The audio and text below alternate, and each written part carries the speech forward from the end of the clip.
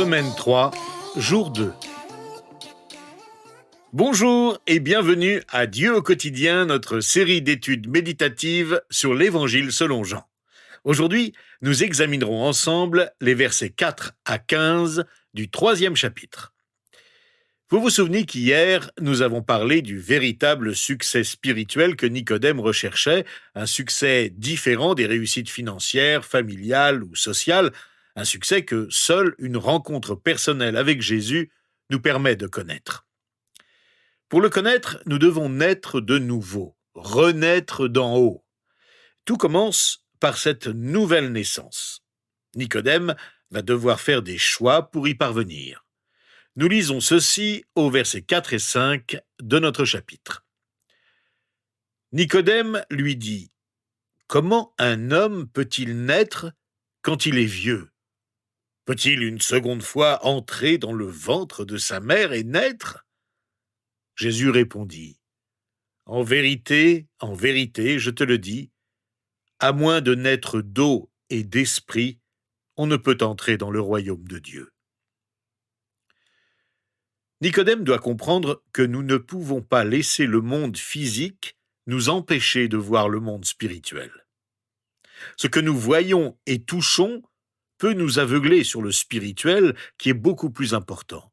Mais le danger est réel. Malgré toute sa connaissance de l'Ancien Testament, Nicodème est incapable de le comprendre et de dépasser les réalités du monde physique. Mais cela nous arrive aussi. Nous savons que Dieu veut faire quelque chose dans notre vie, mais tout ce que nous pouvons voir, ce sont les circonstances physiques, et nous nous laissons aveugler par elles. Pour sortir de cette impasse, il nous faut bien comprendre ce que renaître d'en haut, ce que naître d'eau et d'esprit veut dire. Qu'est-ce que cela signifie ? Ces expressions sont difficiles à comprendre à première lecture. Pour découvrir leur sens, nous pouvons appliquer deux principes d'interprétation des Écritures. Premier principe, les passages obscurs se comprennent à la lumière des passages plus clairs. Nous ne pouvons pas partir de notre propre définition d'un texte difficile à comprendre et l'appliquer à d'autres textes plus clairs. Par exemple, certains croient qu'être né d'eau et d'esprit veut dire que nous devons être baptisés, ensuite devenir chrétiens et être remplis de l'esprit pour être vraiment sauvés. Pour eux, Jésus parle de baptême dans ce texte. Le problème avec cette explication, c'est qu'il y a de très nombreux passages de la Bible qui disent clairement que nous sommes sauvés en faisant confiance à Jésus-Christ, notre Sauveur et Seigneur. Le baptême ne nous sauve pas, mais la foi seule. Lorsque Jésus dit au brigand sur la croix « Aujourd'hui tu seras avec moi au paradis », il savait que cet homme n'avait pas besoin d'être baptisé pour être sauvé. Le baptême n'est pas une condition du salut, mais un symbole et un signe qui marque notre engagement à suivre Jésus. Vous voyez donc comment certains textes clairs de la Bible peuvent nous guider dans notre réflexion sur des passages plus difficiles à comprendre. Deuxième principe, les passages obscurs se comprennent à la lumière du contexte immédiat. Notons qu'ici, Nicodème vient de poser une question sur l'impossibilité de naître physiquement une deuxième fois et d'entrer à nouveau dans le ventre de sa mère. Un peu plus loin, Jésus lui répond que ce qui est né de parents humains est humain. Avec la plupart des commentateurs, nous pouvons en conclure qu'en parlant d'être né d'eau et d'esprit, Jésus parle de naissance physique, puis de naissance spirituelle. Au moment de donner naissance à son enfant, la mère perd ses os. C'est ainsi que la naissance humaine est décrite. Certains rapprochent ce que Jésus dit à Nicodème d'une prophétie du prophète Ézéchiel, au chapitre 36, versets 25 à 29, où Dieu déclare à son peuple « Je vous aspergerai d'eau pure et vous serez purifiés. Je vous purifierai de toutes vos impuretés et de toutes vos idoles. Je vous donnerai un cœur nouveau et je mettrai en vous un esprit nouveau. Je retirerai de votre corps le cœur de pierre et je vous donnerai un cœur de chair. C'est mon esprit que je mettrai en vous. Ainsi, je vous ferai suivre mes prescriptions, garder et respecter mes règles. Sachant que Nicodème connaissait bien les Écritures, Jésus lui aurait dit en langage imagé que, tout comme du temps d'Ézéchiel, Dieu peut nous purifier avec l'eau pure et nous remplir de son esprit. Pour ma part, je crois que Jésus fait allusion à ce qui se produit à la naissance d'un nourrisson, à cause du contexte immédiat. Au versets 6 et 7, Jésus dit en effet « Ce qui est né de parents humains est humain, et ce qui est né de l'esprit est esprit.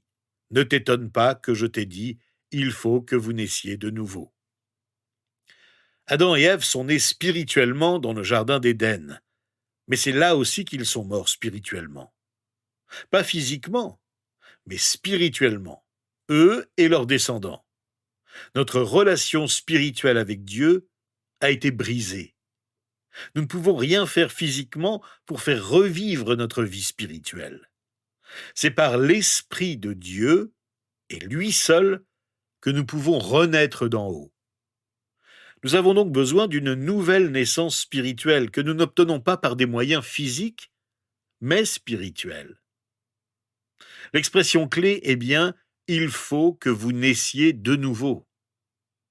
C'était le passage préféré du grand évangéliste John Wesley, qui au XVIIIe siècle répétait partout où il passait en Angleterre, dans les églises, les rues et même dans les pubs « Vous devez naître de nouveau ».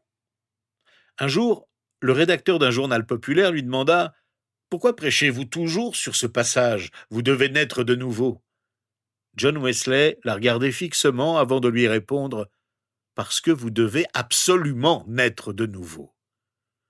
Le message de Jésus est simple. Ne nous laissons donc pas aveugler par les réalités ou les problèmes physiques qui nous assaillent et nous empêchent de voir la vérité spirituelle et d'être en relation avec Dieu.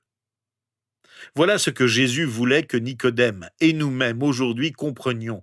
Il nous dit encore au verset 8, de manière imagée, « Le vent souffle où il veut, et tu en entends le bruit, mais tu ne sais pas d'où il vient ni où il va. » C'est aussi le cas de toute personne qui est née de l'Esprit. Le vent de l'Esprit œuvre en nous, même si nous ne pouvons pas le voir.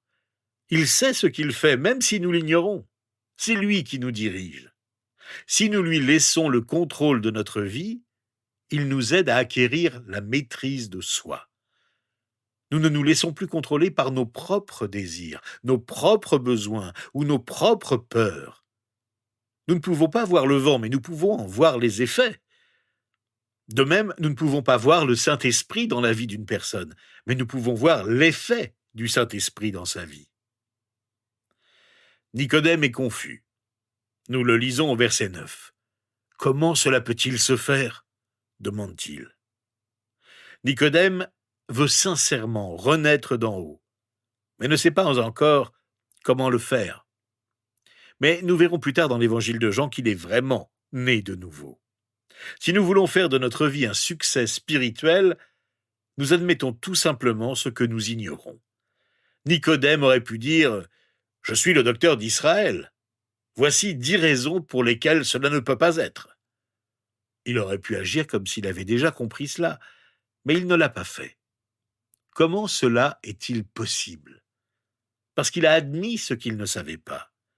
Il était prêt à écouter la réponse de Jésus que nous lisons au verset 10 à 13 de notre chapitre. Jésus lui répondit « Tu es l'enseignant d'Israël et tu ne sais pas cela ? En vérité, je te le dis, nous disons ce que nous savons et nous rendons témoignage de ce que nous avons vu, et vous ne recevez pas notre témoignage. Si vous ne croyez pas quand je vous parle des réalités terrestres, comment croirez-vous si je vous parle des réalités célestes ?